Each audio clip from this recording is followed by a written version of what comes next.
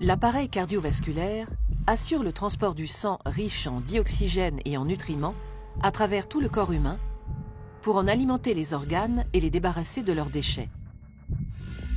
Il se compose de 3 grands types de vaisseaux sanguins qui forment un système clos. Les artères, les veines et les capillaires. Ces 3 types de vaisseaux composent un ensemble de 100 000 km de long à travers tout le corps.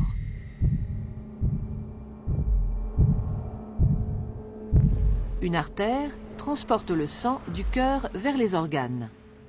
Les veines, à l'inverse, le transportent des organes vers le cœur. L'artère est donc un vaisseau partant du cœur. La veine, un vaisseau arrivant au cœur.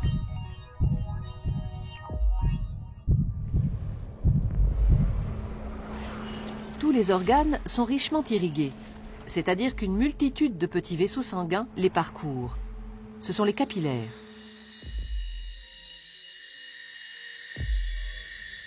Les capillaires relient entre elles artères et veines dans les organes.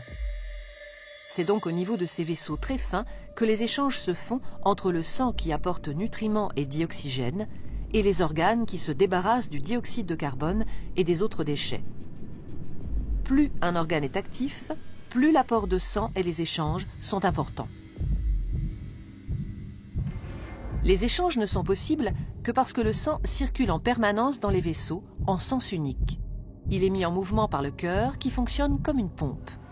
Ce moteur de la circulation sanguine est un muscle creux et cloisonné. À chaque contraction, il propulse du sang dans les artères. Le cœur possède 4 cavités avec un côté droit et un côté gauche, composés chacun d'une oreillette et d'un ventricule. Le côté droit reçoit le sang pauvre en dioxygène. Le côté gauche, au contraire, le sang enrichi en dioxygène après son passage au niveau des poumons. Chaque contraction le propulse dans les artères. Au cours d'un battement normal du cœur, le sang pauvre en dioxygène, renvoyé par les organes, pénètre dans l'oreillette droite par la veine cave. La contraction de l'oreillette droite le fait passer dans le ventricule droit, qui, en se rétractant à son tour, l'expédie dans les poumons par l'artère pulmonaire. Après son passage dans les capillaires des alvéoles pulmonaires, le sang est enrichi en dioxygène et débarrassé de son dioxyde de carbone. Il revient alors dans l'oreillette gauche par les veines pulmonaires. La contraction de l'oreillette gauche le pousse dans le ventricule gauche, qui le propulse lui-même dans l'aorte pour être distribué dans les artères de l'ensemble du corps.